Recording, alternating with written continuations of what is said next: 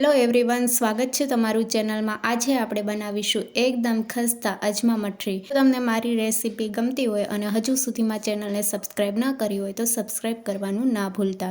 સૌપ્રથમ આપણે મિક્સિંગ બાઉલમાં 3 કપ મેંદો ઉમેરશું, સાથે સ્વાદ પ્રમાણે મીઠું ઉમેરશું અને 1 ચમચી અજમા લેવાના છે। અજમાને હાથેથી ક્રશ કરીને પછી ઉમેરશું, જેથી સરસ એવો અજમાનો ફ્લેવર આવશે પૂરીમાં। તો આ રીતે આપણે હાથેથી મસળી લેવાના છે અજમાને। તો 1 મોટી ચમચી જેટલા અજમા મેં લીધા છે અને હવે આપણે તેલ ઉમેરીશું। તેલ મેં 3 મોટી ચમચી જેટલું ઉમેર્યું છે।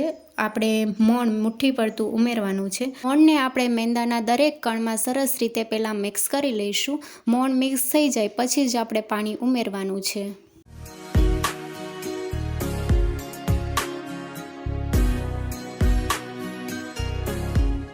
પણ તમને બતાવું તો આ રીતનું આપણે મુઠ્ઠી વાળીએ તો સરસ એવું બાઇન્ડિંગ આવે છે। તો આ રીતનું આપણે મુઠ્ઠી પડતું મોણ ઉમેરવાનું છે અને હવે આપણે ગરમ પાણીથી લોટ બાંધવાનો છે।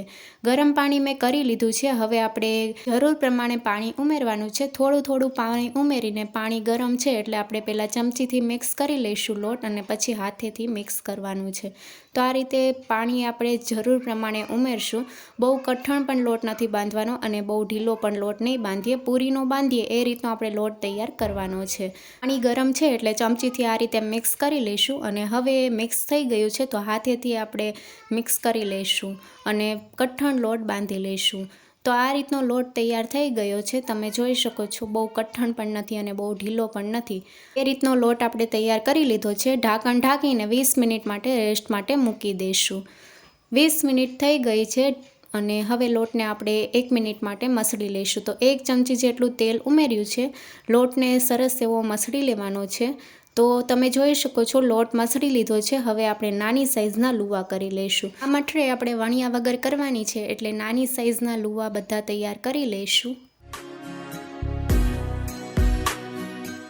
બધા જ લુવા તૈયાર કરી લીધા છે। એક લુવો લઈને આંગળીની મદદથી પ્રેસ કરી લઈશું તો ફ્લેટ કરી લેવાનું છે। સરસ એવી ફ્લેટ થઈ ગઈ છે મઠરી। હવે આંગળીની મદદથી કટ લગાવી દઈશું, જેથી મઠરી તળતી વખતે ફૂલે નહીં। તો આ રીતે તમે જોઈ શકો છો બાકીની બધી જ મઠરી તૈયાર કરી લઈશું અને મઠરી થોડી આપણે જાડી જ રાખવાની છે, જેથી સરસ એવી ખસ્તા તૈયાર થશે। બહુ પાતળી નથી કરવાની, જાડી મઠરી આપણે તૈયાર કરી લઈશું। વણવાની ઝંઝટ વગર બાકીની બધી જ મઠરી આપણે તૈયાર કરી લઈશું।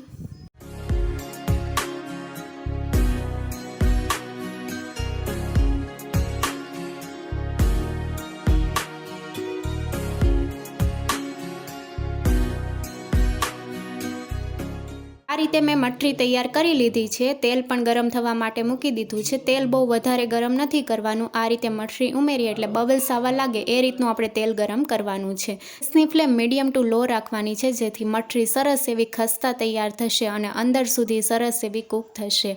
તમે ગેસની ફ્લેમ હાઈ રાખશો તો બહારથી તો મઠરી સરસ એવી કૂક થઈ જશે પણ અંદરથી નહીં થાય, એટલા માટે તમારે મીડિયમ ટુ લો ગેસની ફ્લેમ ઉપર જ મઠરીને ફ્રાય કરવાની છે।